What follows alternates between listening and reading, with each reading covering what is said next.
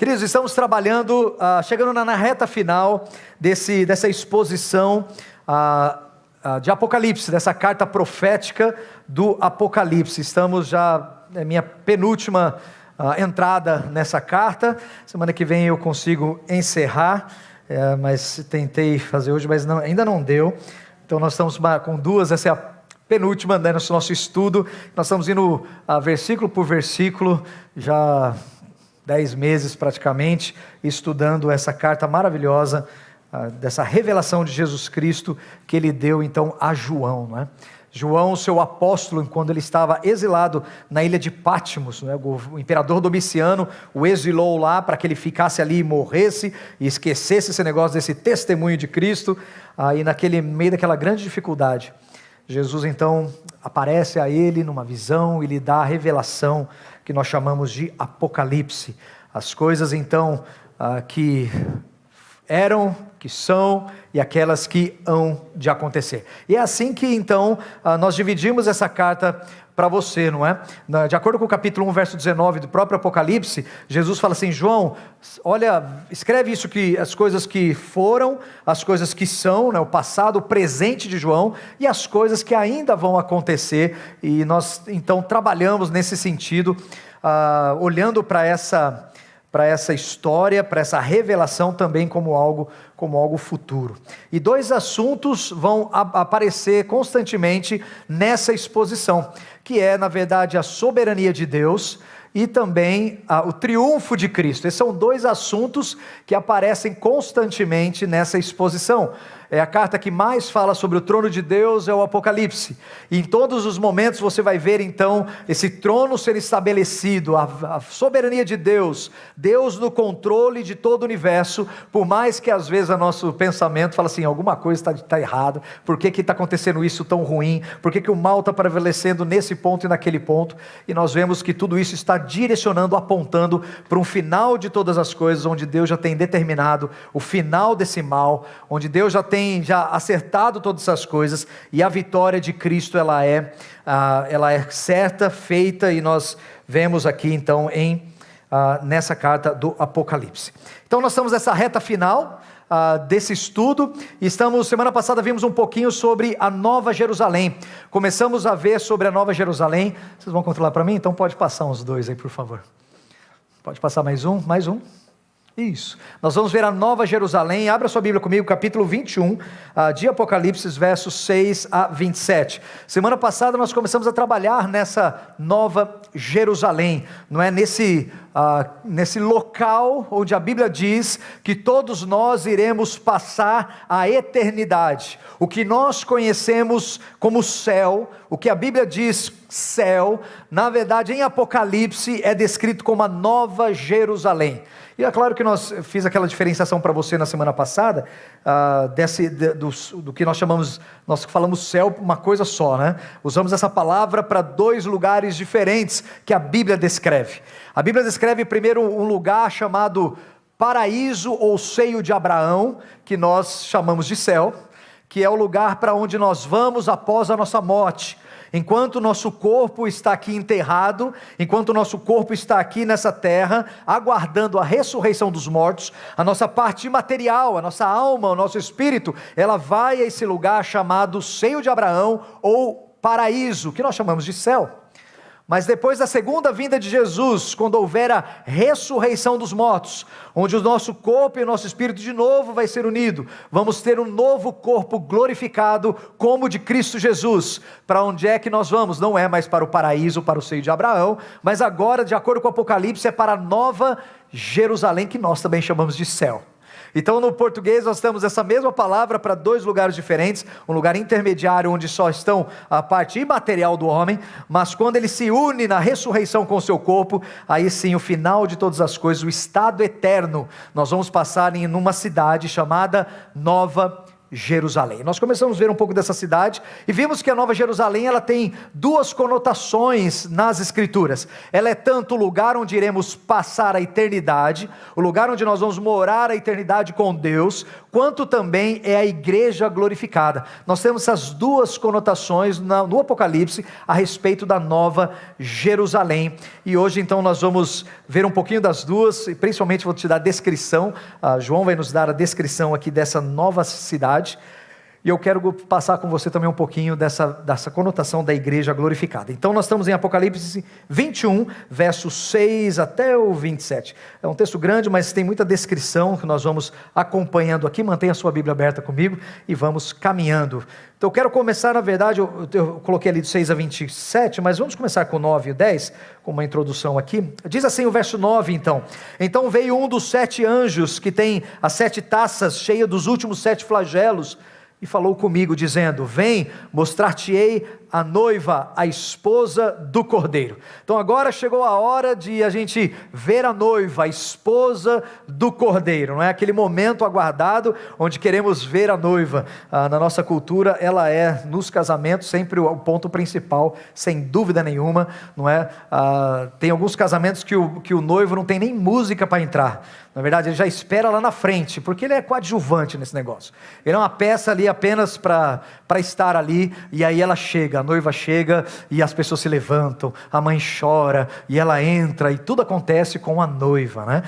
Na cultura do Oriente Médio era o contrário, era o noivo, né? Era o noivo que era guardado, o noivo que era esperado, o noivo que recebia toda a pompa. E aqui eu comentei com você uma outra ocasião, quando nós estivemos em Israel, nós passamos na Jordânia, e aí nós tivemos a oportunidade de ver um casamento, né, bem típico jordaniano. E ali estava então o noivo sendo carregado nos braços de uns 30 homens, pulando, festejando, e a noiva do outro lado, quietinha, paradinha, ninguém dando bola para ela. Na nossa visão cultural ocidental, isso é um escândalo, né? As mulheres estavam com a gente e falaram assim: mas que absurdo, né? Ficaram assim chocadas, né? De ver ela quietinha, parada, com uma madrinha do lado, devia ser, e o noivo assim, carregado no colo, e todo mundo pulando e festejando, né? Visões diferentes culturais. Nessa cultura, quem é aguardado é o noivo, e é nessa perspectiva que nós olhamos. Mas aqui, lá vem a noiva, não é? A noiva está chegando e ele vai mostrá-la para nós. E o verso 10, olha o que ele vai dizer. Ele fala assim: eu vou te mostrar a noiva, a esposa do Cordeiro. Verso 10: E me transportou em espírito até uma grande e elevada montanha, e me mostrou a santa cidade, Jerusalém, que descia do céu da parte de Deus. Que ele vai ver a noiva e ele vê a cidade santa. Poxa, mas eu pensei que a noiva era a igreja, e a noiva é a igreja. Mas por que ele fala dessa cidade, a Jerusalém? Porque lembre-se dessas duas conotações. Em Apocalipse, Jerusalém, a Nova Jerusalém, é tanto uma cidade que desce do céu, da parte de Deus, o local onde nós vamos morar para toda a eternidade. Mas em segundo lugar, ela também tem a conotação da igreja gloriosa, e é isso que nós temos também em foco aqui. E é muito interessante que nesse desenrolar do Apocalipse, aparece uma outra mulher, não é? Outra mulher é simbolizada, é mostrada, e ela é uma prostituta. E essa prostituta, ela seduz as nações com o seu veneno. E nós vimos então que essa mulher, que era uma falsa igreja, que induzia as pessoas à idolatria, a não buscar a Deus, mas sim a falsos deuses, e ela relaciona essa mulher prostituta, essa falsa igreja, com uma cidade, e ele dá o nome de Babilônia. A Babilônia caiu, aquele sistema caiu, a falsa igreja caiu, porque agora o Cordeiro, ele voltou. Então nós temos uma mulher que é a prostituta, a falsa igreja, cidade Babilônia, no capítulo 17. Então agora eu tenho uma outra comparação, um contraste. Eu tenho uma outra mulher, só que ela não é uma prostituta, ela é uma noiva pura, sem mácula. Ela não é a falsa igreja, mas é a igreja glorificada, a verdadeira igreja. E ela não é a Babilônia, mas é descrita como a Jerusalém. Então nós temos todo esse simbolismo de que essa Jerusalém também é a igreja gloriosa, a igreja glorificada. Que igreja é essa? Não é nenhuma denominação. Essa não é uma igreja A, B ou C, não é a igreja evangélica, a igreja católica, a igreja batista, presbiteriana, Assembleia de Deus, quadrangular, nenhuma delas. Essa igreja é a igreja composta por todos os salvos e remidos pelo sangue de Jesus, de toda a história, de todos os lugares, em todos os tempos. Essa é a igreja de Jesus, essa é a noiva, essa é a igreja que vai ser arrebatada, glorificada e que a Bíblia descreve como Nova Jerusalém também, como essa Jerusalém em contrapartida, em contraste com a Babilônia, que seria aquela falsa igreja, a igreja idólatra. Então nós vamos dar uma olhadinha um pouco nessa questão, dessa conotação da igreja, primeiro da igreja glorificada, dessa igreja gloriosa. Obrigado, querido. Dessa igreja gloriosa. E eu queria chamar a tua atenção para um texto que é de Ezequiel 16, eu vou colocar aqui na tela para você. Obrigado, muito bem, obrigado, gente. Ezequiel 16, eu vou trabalhar alguns versículos dessa profecia, porque você vai ver essa igreja gloriosa, porque no Apocalipse aqui, olha que interessante, ainda voltando um pouquinho no verso 2, no 21:2, ele diz assim: vi também a cidade santa, a nova Jerusalém, que descia da parte de Deus, ataviada como noiva, adornada para o seu esposo. Então João, ele vê essa nova Jerusalém adornada, ataviada para o seu esposo. E aqui é onde eu quero olhar esse atavio, esse adornamento, não é, da igreja, dessa igreja gloriosa, que também dessa Nova Jerusalém tem essa conotação. E eu quero começar com Ezequiel 16, porque é uma profecia que você precisa conhecer para entender melhor aqui Apocalipse 21, tudo bem? Então vamos olhar aqui, quase um makeover. Já viu aqueles programas de makeover ou não? Ela entra assim, não tão bela, não tão jovem, não tão fit, e sai Adriana, é assim, sai assim, né? É o makeover, sabe? É assim. Então nós vamos dar uma olhada nesse makeover da igreja, antes e depois, tudo bem? Antes e depois, vamos ver o antes dela. Olha o antes dela, se prepara aí. Ezequiel 16, 4-5, diz assim: e quanto ao seu nascimento, no dia em que nasceste, no dia que nasceste, nem te foi cortado o umbigo, nem foste lavada com água para te limpar, nem esfregada com sal, nem envolta em faixas. Não se apiedou de ti olho algum, para te fazer alguma dessas coisas, compadecendo-se de ti. Antes fosse lançada em pleno campo, num dia em que nascesses, porque tiveram nojo de ti. Essa é uma situação. Deus aqui, ele está falando com Jerusalém, a cidade de Jerusalém física, que é na verdade um simbolismo, uma prefiguração da nova Jerusalém depois. Está falando com uma Jerusalém, lembra que nós vimos semana passada, que essas cidades, Jerusalém, Sião, Nova Jerusalém, tem sempre a conotação de povo e de cidade, né? E aqui lógico que ele não está falando para a cidade em si, para suas muralhas, mas é para o povo de Jerusalém. E ele é muito interessante que quando ele vai falar do nascimento desse povo, e ele fala que do nascimento desse povo, do dia que eles nasceram, as coisas mais básicas que poderiam ser feitas para uma criança, não foram feitas. Imagina só, gente, não foi lhe cortado o umbigo, que é mais sinal de desprezo do que esse. Primeira coisa que é feita com uma criança quando ela nasce é: corta-se o seu umbigo. E depois faz o quê? Limpa-se a criança, tira-se aquele sangue que ela está envolta, todo aquele material orgânico no qual ela está envolta. Hoje não se esfrega com sal, né, graças a Deus, mas na época, porque não tinha os elementos necessários, a higiene necessária que nós temos hoje, né? Então esfregava-se com sal essa criança e envolvia-se em faixas e dava para a mãe. Esse era o processo. Mas não foi feito nada disso com esse povo. Na verdade, o que foi feito foi que ninguém fez caso algum desse povo. Ninguém olhou para para essa criança que tinha acabado de nascer, e ninguém teve piedade, ninguém se compadeceu dela. Antes ela foi lançada no campo, foi largada para morrer. Ninguém olhou para essa criança com amor, e o texto diz: porque eles tinham nojo dela. E é assim que é relacionado, que Deus está falando dessa cidade, dessa Jerusalém, desse povo no qual ele fez essa aliança. Está vendo antes? E aí você fala assim: poxa, mas que crueldade. Sabia que nos dias de hoje ainda existe isso? Crianças que são largadas assim?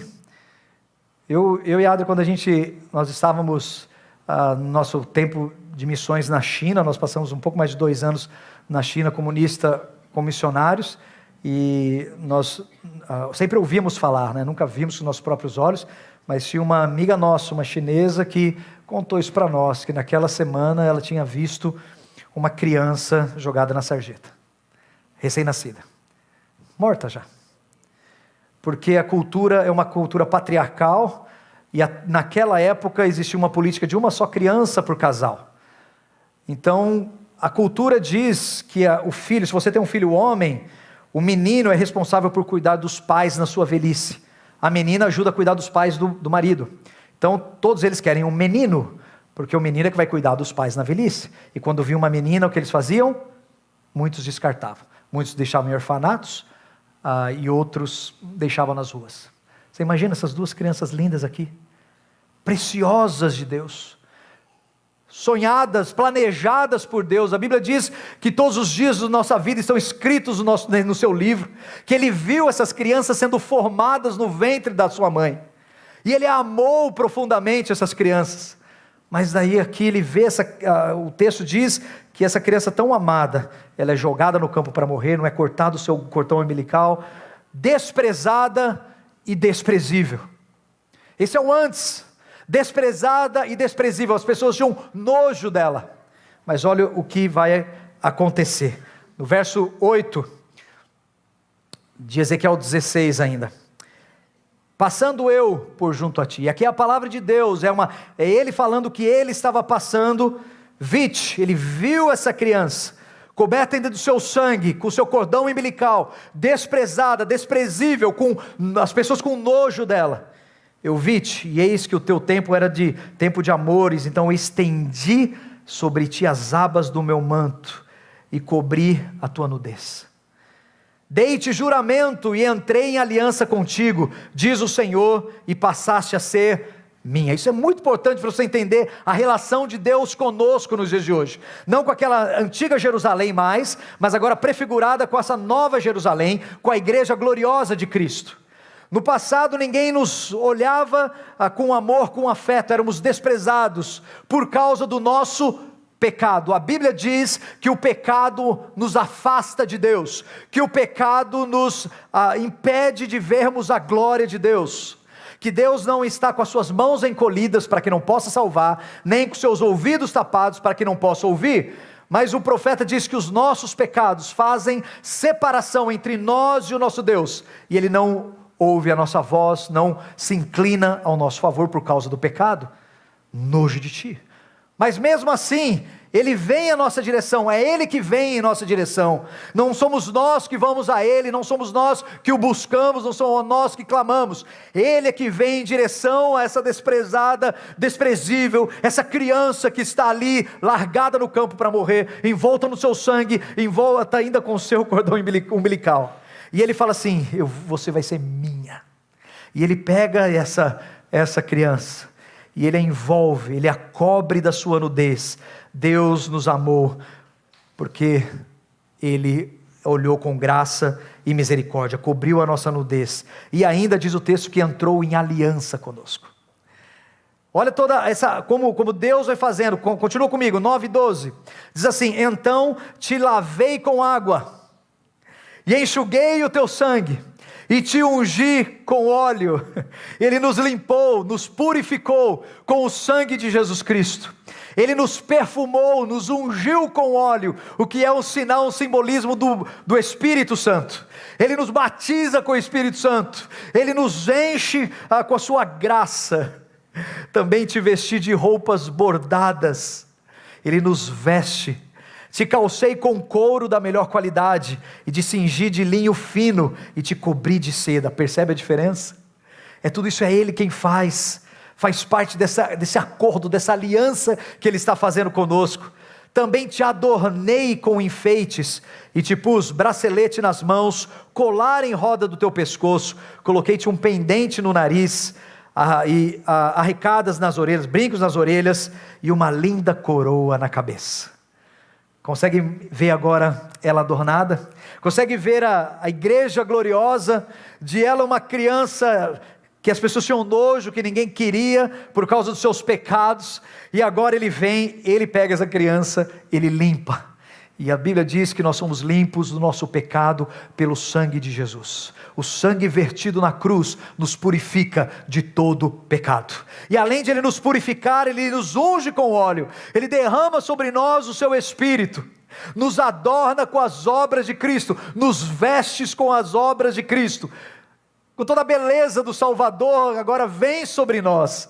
E nós estamos aí com nossos braceletes, com as pulseiras, com os colares, com o brinco no nariz. Nossa, brinco no nariz é um padrão de beleza da época, né? E aqui ele fala que ele vê ela linda, com as melhores roupas, nos adornou com os dons, nos adornou com a santidade, nos adornou com a sua própria glória. Porque olha o verso 13 e 14, que coisa linda. Assim fostes ornada de ouro e de prata, o teu vestido era de linho fino, de seda e bordados, nutriste-te de flor de farinha, de mel e de azeite, eras formosa em extremo, e chegaste a ser rainha. Correu a tua fama entre as nações, olha agora gente, por causa da tua formosura, pois era perfeita. Por quê? Por que ela era perfeita e por que ela era tão bela assim? Por causa da minha glória que eu pusera em ti, diz o Senhor Deus. Ele mesmo coloca a sua glória, Ele mesmo coloca o seu esplendor em nós. Daquela antiga Jerusalém, que agora era uma prefiguração da nova Jerusalém, daquele antigo povo, que em Cristo Jesus agora é um novo povo, essa nova Jerusalém, que é adornada com a sua glória, é adornada com a sua santidade, é adornada com o seu amor, com a sua graça. É assim que nós vemos essa nova Jerusalém, e assim que ele vê, quando ele vê ela descendo do céu, ele vê a nova Jerusalém. E o texto, voltando lá para Apocalipse, ele vê essa nova Jerusalém descendo do céu, ataviada e adornada como uma noiva, que é tanto um local onde nós vamos passar a eternidade, quanto a noiva gloriosa. E esse é o nosso tempo de adorno, viu gente? Como noiva gloriosa, esse é o nosso tempo. Deus está nos adornando, preparando-nos para o casamento com Jesus, o seu Filho. Ele está, através do seu Espírito, nos adornando, e nós estamos na época do adorno, estamos na época de nos adornarmos com a sua santidade, nos adornarmos com a obediência, nos adornarmos com o poder do Espírito, a unção do Espírito. Estamos nesse tempo de preparação para o casamento, e eu sei de algo, porque a Bíblia diz que Jesus em breve voltará, e ele volta para o casamento. Então nós estamos sendo adornados, essa igreja gloriosa na qual ele vê ela toda adornada, mas também tem a conotação desse local onde passaremos toda a eternidade. E aqui é onde o texto ele vai dar mais essa atenção. A partir do verso 11 que nós estamos lendo, você vai ver a descrição dessa nova Jerusalém, agora essa cidade, dessa conotação da cidade que ele vê descendo do alto. Então você quer conhecer o céu? Então prepare-se aí, vamos agora olhar esse outros olhos, essa outra conotação que seria a cidade física. Se prepare aí, vamos lá, verso 11, vai dizer o seguinte...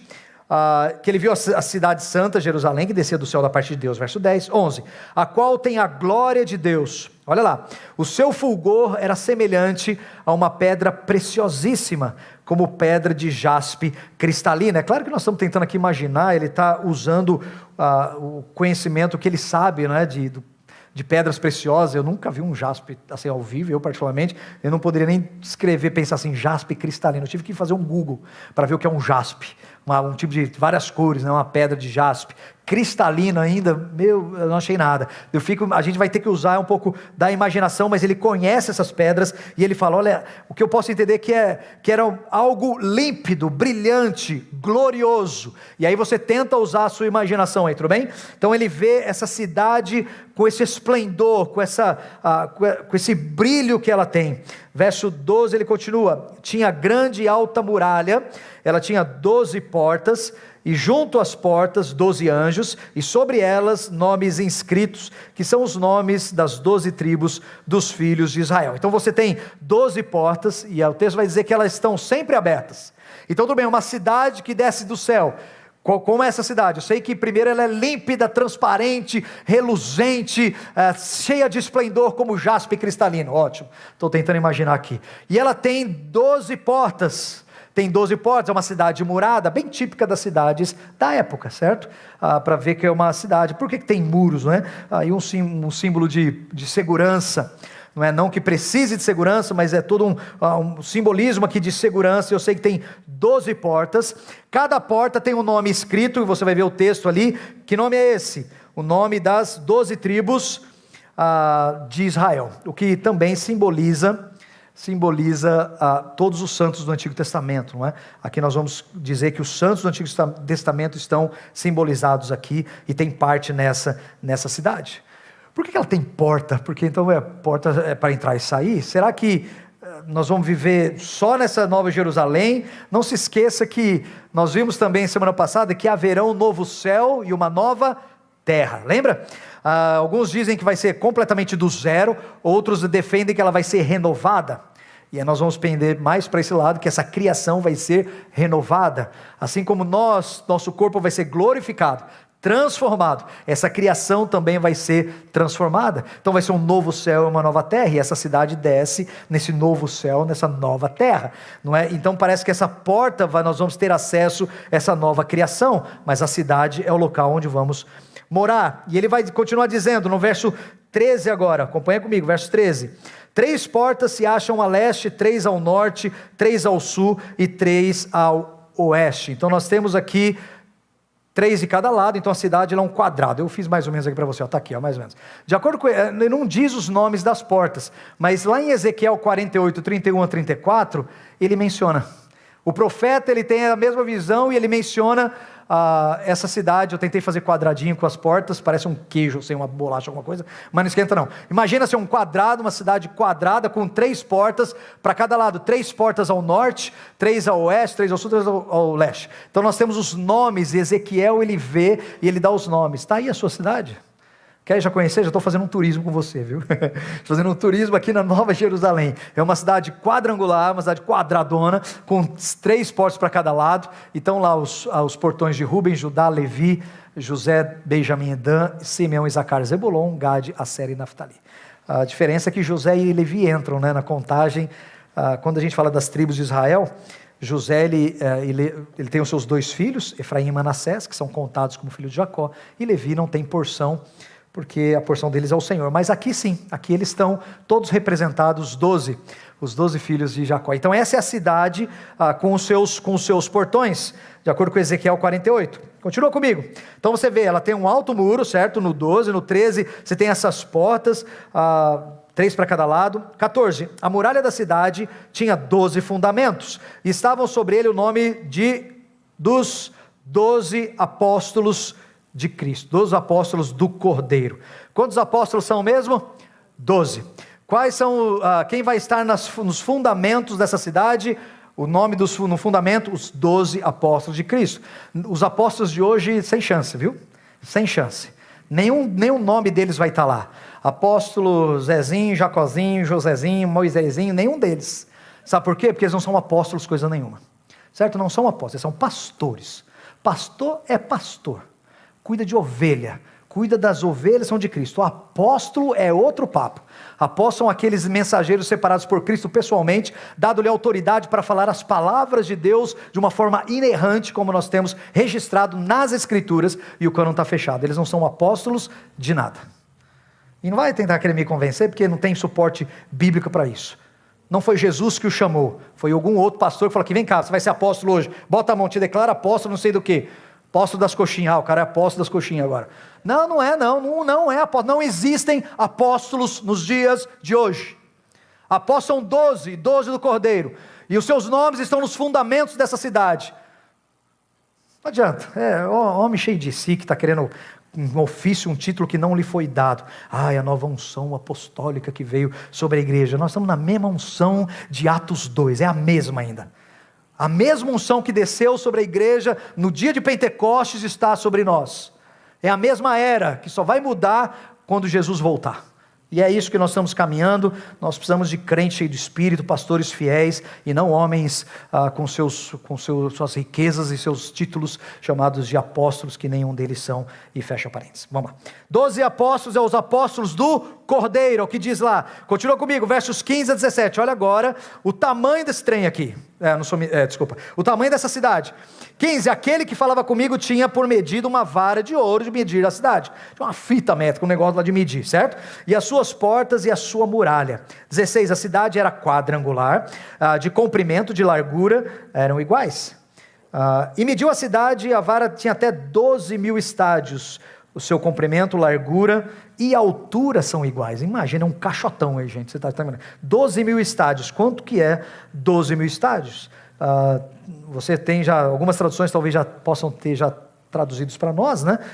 Seria 2.400 quilômetros aproximadamente, 2.200, 2.400 quilômetros aí aproximadamente. Imagina uma muralha de 2.200 quilômetros de extensão, imagina. E não só de extensão, mas também de altura. Olha o tamanho disso, eu coloquei numa proporção aqui para você ver, tá aí, ó, mais ou menos isso aí. Se a gente colocar dentro do mapa para a gente poder visualizar, né? Mais ou menos isso aí, o tamanho da cidade, isso pensando só na sua largura e no seu comprimento, certo? Que é um quadrado. Imagina na altura, aí eu já nem sei, eu devia ter feito. Quanto que a estação espacial está da Terra, hein? Você sabe ou não? Quantos quilômetros a estação espacial está da Terra? Eu também não sei, não, eu devia ter visto isso só para ter uma ideia, mas também não ia adiantar nada, porque eu não faço a mínima ideia como que é esse negócio. Mas imagina 2.200 quilômetros para cima. Certo? É assim que ele está vendo a cidade, é assim que ele descreve.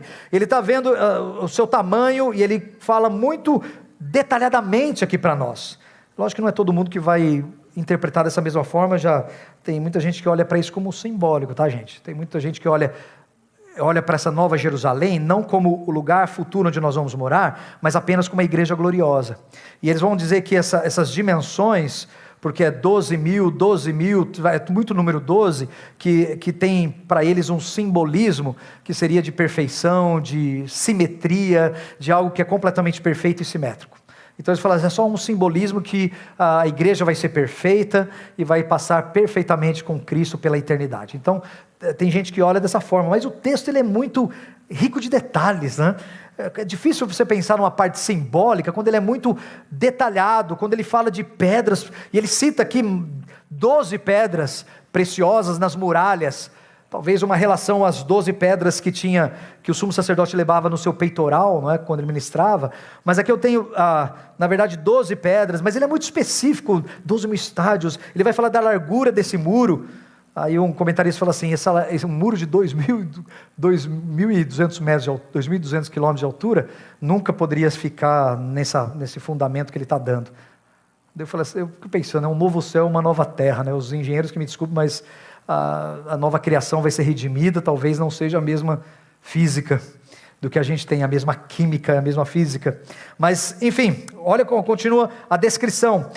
No verso, então, 17 ele mede, no verso 18 ele fala da estrutura da muralha, que é de jaspe, e a cidade também é de ouro puro. Gente, olha isso, que coisa linda. Semelhante ao vidro límpido, e algumas pessoas falam assim, mas o ouro é metal, ele nunca é vidro límpido, ele nunca vai ficar límpido como vidro, porque ele é um metal. Aí, de novo, eu acho que a nova criação, ela vai nos surpreender com algumas regras que talvez não sejam necessariamente as mesmas de hoje, da física, da química e etc. 18, a estrutura da muralha de jaspe, a cidade de ouro, semelhante ao vidro límpido. 19, os fundamentos da muralha da cidade são adornados de toda espécie de pedras preciosas. E agora, daqui do 19 e 20, ele vai descrever as pedras, que eu não vou ler aqui, porque é muita pedra preciosa, mas você imagina aqui, as muralhas, todas elas, toda ela então cravejada desses materiais, né, preciosos. 21, as 12 portas são de pérola, 12 pérolas, e cada uma dessas portas de uma só pérola. Olha a grandiosidade, gente. A praça da cidade, aqui eu achei demais. A praça da cidade é de ouro puro, como vidro transparente. A cidade tem uma praça. Se você é do interior, você está bem familiarizado com isso, né? Toda cidadezinha tem a sua praça, com seu coreto, né, aquela coisa. O que se fazia na praça? Hoje em dia, já sei lá, mas quando a gente era menino, né, a praça era o ponto, né? Era o point. Vixe, eu sei que está muito antigo esse linguajar, mas vamos lá. A pracinha era o local onde os meninos iam olhar as meninas, onde as meninas iam desfilar sua beleza, onde os mais velhos iam falar sobre o jogo que está acontecendo, os mais velhos ainda iam jogar pipoca para os pombos, tudo acontecia na praça, certo? A praça era aquele centro, onde tudo acontecia, era muito legal, não era? A pracinha, e era uma delícia. Hoje em dia, a praça você passa longe, né? Porque está escura, tem gente fumando crack, e a gente nem usa mais das praças, não são todas, é claro.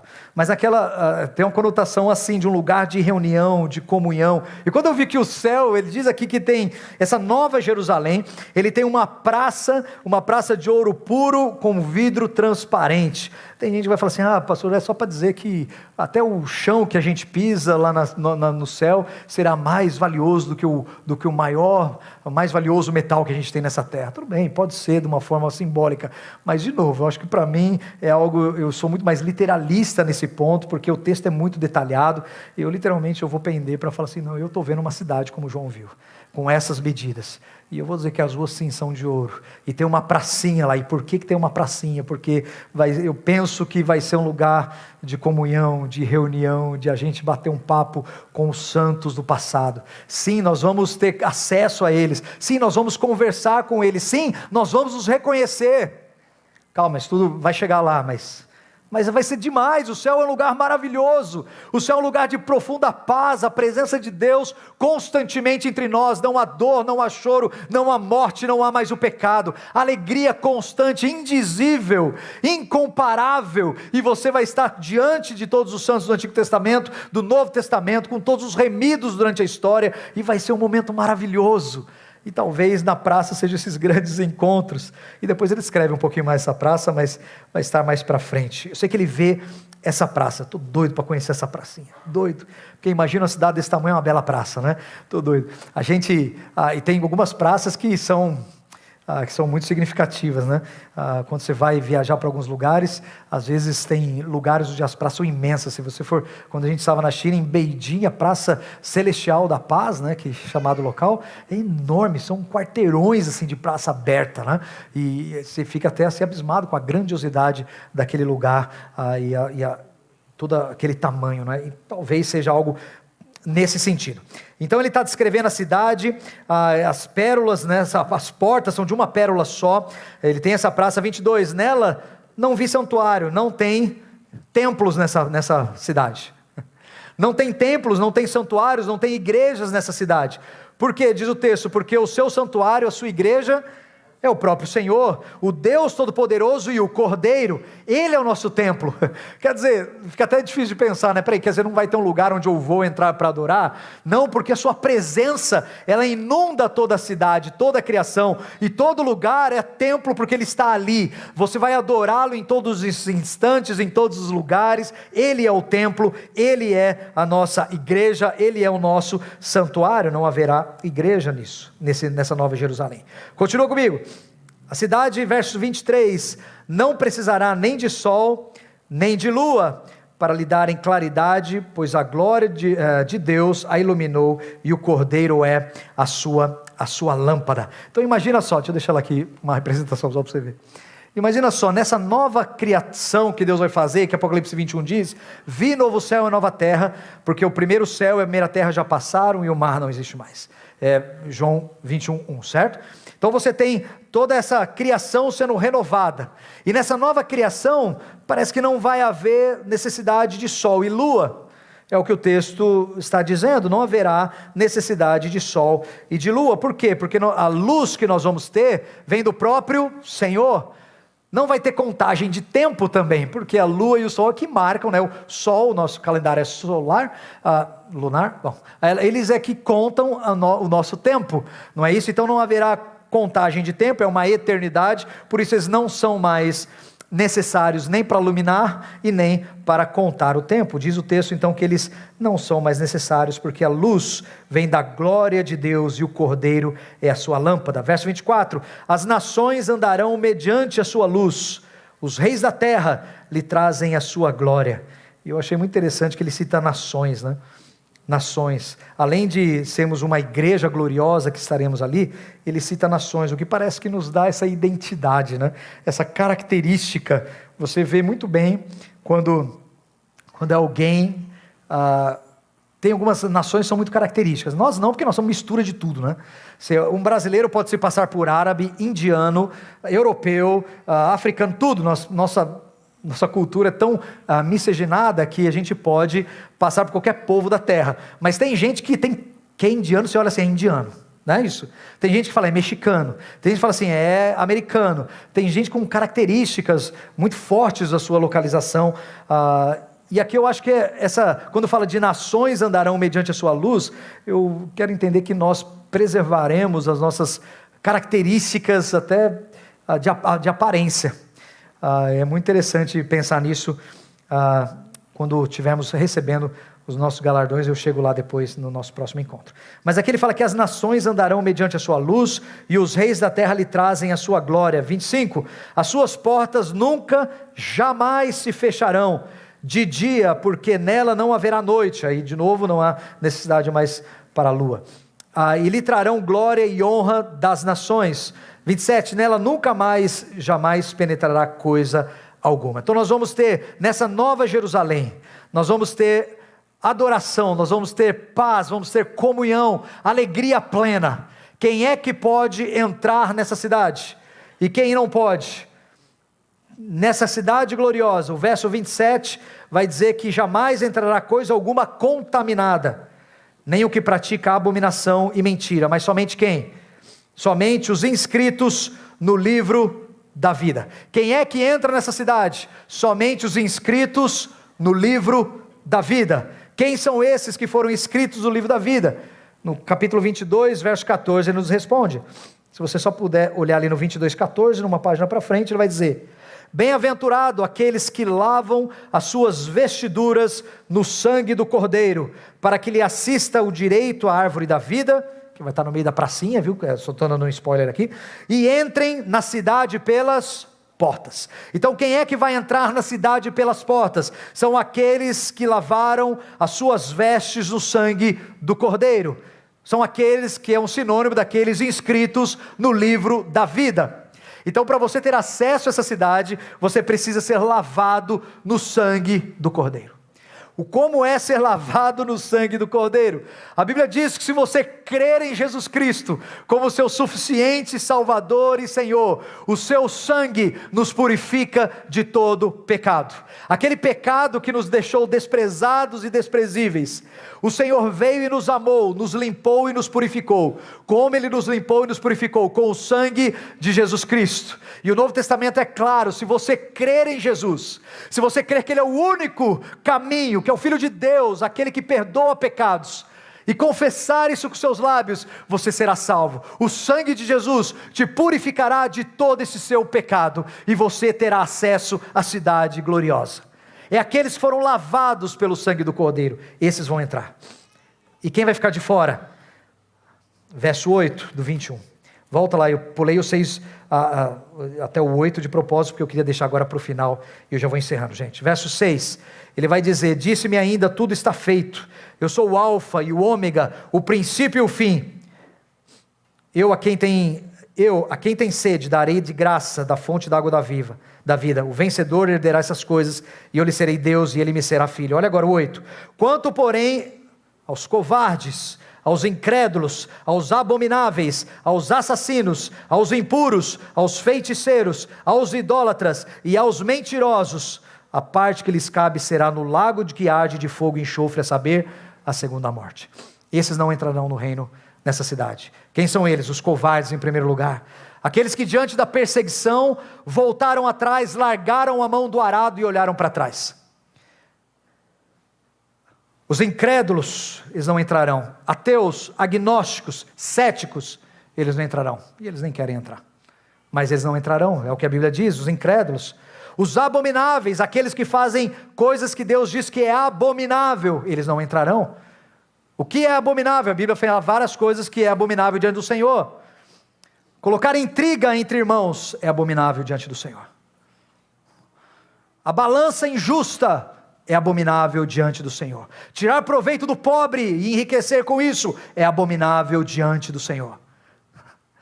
Esses que praticam essas coisas não entrarão no reino, nessa cidade celestial. Quem mais? Os impuros, aqui diz, os assassinos, os impuros, e aqui é os imoralmente impuros, sodomitas, pornográficos, incestuosos, pedófilos, homossexualismo, tudo isso diante de Deus também é uma abominação, é uma impureza sexual, e não entrarão na Nova Jerusalém. Você está sendo intolerante, não sou eu, é a Bíblia, é o próprio Deus quem determinou isso. Os adúlteros, imorais também não. não entrarão, ficarão do lado de fora. Os feiticeiros, diz o texto, médiuns, bruxos, encantadores, não terão lugar ali. Os idólatras, as pessoas que se dobram diante as imagens, que fazem para si um Deus com as suas próprias mãos, não importa se é um símbolo, um sinal de alguém importante do passado, alguém glorioso no passado, alguém bondoso no passado, não importa. Se você se prostra, se você venera, não tenta falar a diferença de idolatria e veneração, de latria e idolia, não, tudo é adoração, porque as pessoas se prostram diante dessas imagens, não terão acesso ao reino, à Nova Jerusalém. Aos mentirosos, também não, mas lembre-se aqui, não é porque você fez alguma dessas coisas no passado, que você não vai entrar. Você pode ter sido adúltero, mentiroso, abominável, feito todas essas coisas, mas uma vez que você está em Cristo, que o sangue de Jesus te limpa de todo o pecado, você não é mais chamado de mentiroso, você é chamado de justo e remido pelo sangue de Cristo. Você não mais é chamado de adúltero, mas de lavado e santo diante do Senhor. O sangue de Cristo te purifica de todo o pecado, então você precisa estar debaixo do sangue. Só existe uma forma de você entrar e ter a vida eterna, em Cristo Jesus, crendo nele, confessando o seu pecado, se arrependendo das suas maldades e confiando em Cristo para entrar nessa cidade, somente essa forma. Está vendo? Não é igreja, a igreja gloriosa não é essa, nós fazemos parte dela, mas não é essa e não é outra, nós fazemos parte todas dela. E eu termino com o verso 6, então ele diz, tudo está feito, quer dizer, é isso que você está ouvindo, é a verdade, eu sou o alfa, eu sou o ômega, eu sou o princípio e o fim. E ele agora faz o convite aberto: quem tem sede, darei de graça da fonte da água da vida. E esse convite está estendido para nós hoje. Você que entra nessa cidade, ela está de portas abertas. A cidade celestial, a Nova Jerusalém, está de portas abertas, mas tem um caminho só, que é a cruz do Calvário. Somente o caminho ao sangue de Jesus é que te dá acesso a essa cidade. Não é dinheiro, você não paga para ir, você não se esforça para ir, é pela graça de Deus que te alcança. E nessa manhã, essa porta está aberta. Todo aquele que tem sede, quem tem sede, ele diz, darei de graça da fonte da água da vida. O vencedor herdará essas coisas, e nós somos vencedores em Cristo Jesus, é sempre por meio dele. Vamos orar, baixe sua cabeça, eu gostaria de orar por você. 2 apelos para você nessa manhã.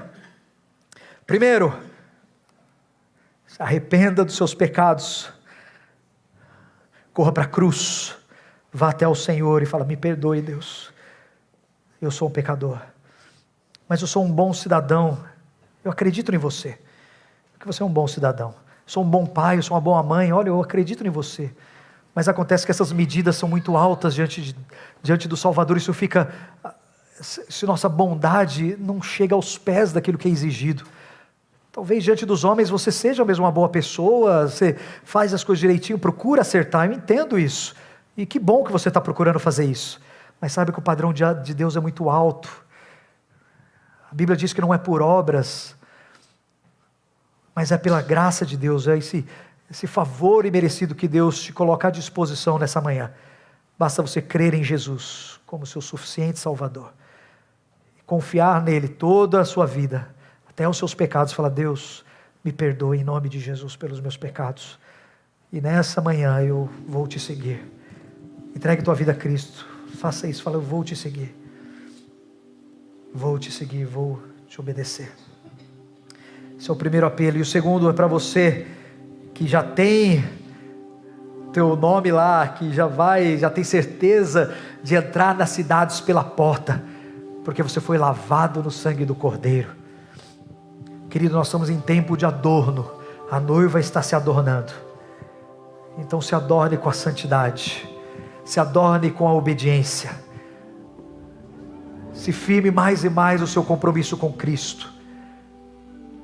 Nós entramos na cidade pelo sangue do Cordeiro, não é pelo adorno, é pelo sangue do Cordeiro, mas nós nos embelezamos por esse adorno, e nós o glorificamos por esse adorno, e nós queremos ser essa igreja adornada. Então que você ande em santidade, piedade, em busca e dedicação a Deus, em nome de Jesus. Oremos. Deus, nós colocamos diante do Senhor a nossa vida. Obrigado, Deus, porque o Senhor já nos deu uma pequena visão dessa nova Jerusalém, desse local de eternidade, onde não haverá templo. O Senhor será o nosso templo, onde não haverá mais a dor, o choro, o medo, a ansiedade, onde a depressão não existe mais, onde todas as escuridões não existem mais, mas somente a tua luz límpida, brilhante. Como nós desejamos estar naquela praça contigo, olhando para a grandiosidade do teu reino e te bendizemos, trazemos louvores, honras e glórias ao Senhor. Deus, em nome de Jesus, que teu povo, ó Deus, continue se adornando, continue, Deus, se santificando, obedecendo a tua santa palavra, para que quando o Senhor voltar, o Senhor nos ache assim, com esses braceletes, com esses colares, com esses pingentes, toda linda para o Senhor. Oramos assim, pedimos a tua bênção, em nome de Cristo Jesus. Amém e amém.